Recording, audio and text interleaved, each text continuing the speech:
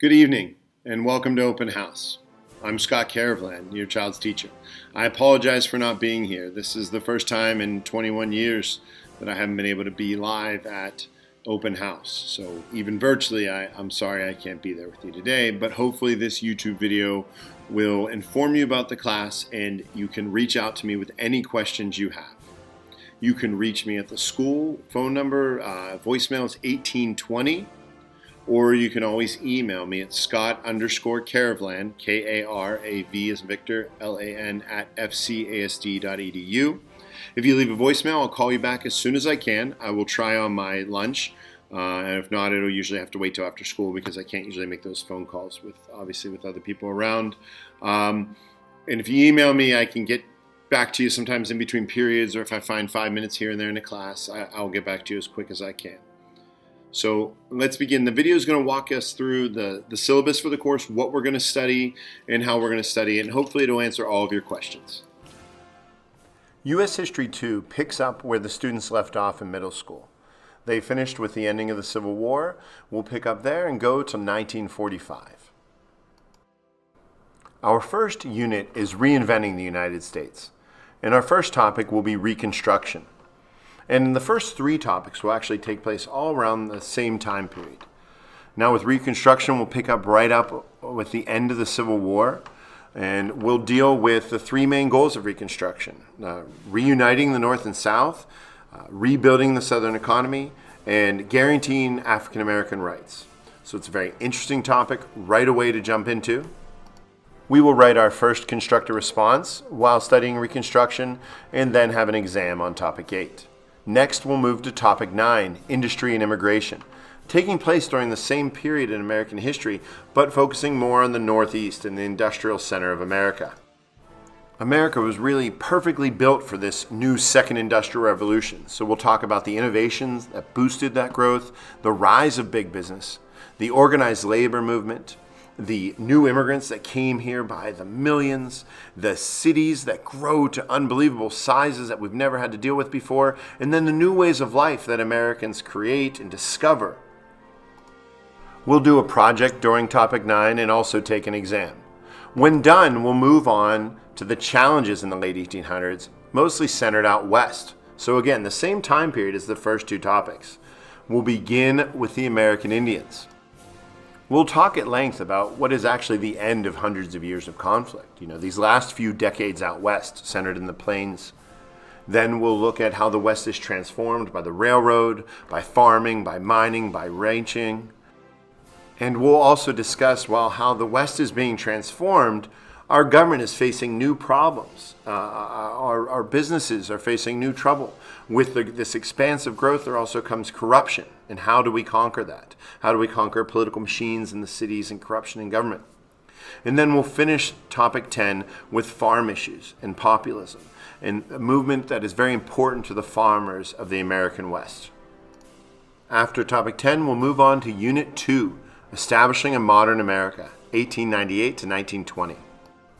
With topic 11, America Comes of Age, we'll really look at how America reacts to some of the problems that have been created over the previous few decades.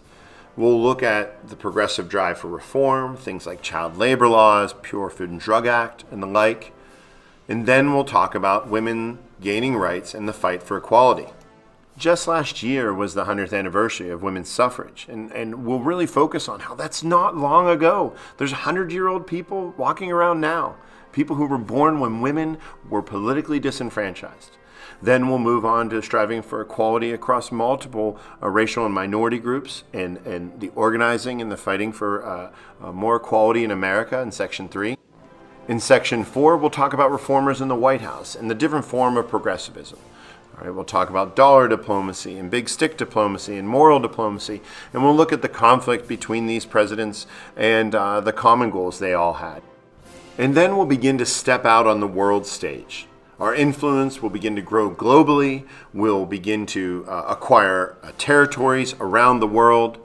We'll engage in the Spanish-American War, fighting and winning a war against a European power. And we will end this chapter with America being a world player economically and militarily.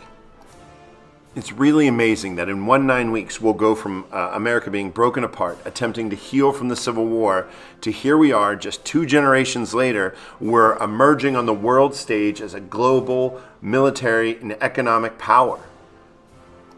And while they might not be that excited or as excited as I am, I really try to get them as excited as I am, because it's an incredible time period to study, and we're very lucky to get this time to study it. The second 9 weeks will be taken up by Unit 3 and Unit 4. Unit 3 will focus on World War I in the 1920s. So we'll enter into this global conflict. We'll be on the winning side. We'll be the reason the Allies win the war. We will exit the war as the leading creditor nation. Our economy will be buzzing, and we'll move into the boom years of the 1920s. We'll talk about the government in the 1920s, the societal issues that we faced in the 1920s, of course, the Roaring Twenties portion of it, and the Harlem Renaissance. But after the party, there's the hangover, and in Unit 4, we'll begin with the Great Depression. We'll look at the causes of the Depression. We'll talk about how Americans suffered during the Depression, the way in which different presidents responded to the Depression, and then the New Deal. Our entry into World War II will end the Depression, and that will be our last topic for the year. So we'll talk about the rise of the dictators in Europe and in Asia. We'll debate America's involvement. We'll talk about America's contribution to the war and winning the war on 2 fronts. We'll talk about the impact of the Holocaust and the war in general on the world. Our course will end with the dropping of 2 atomic bombs and the victory for the Allies. So it's really amazing that we begin shattered and broken from the Civil War, and we end one of only 2 major superpowers in the world. It's just a really incredible time to get to teach about, and I feel lucky to do that.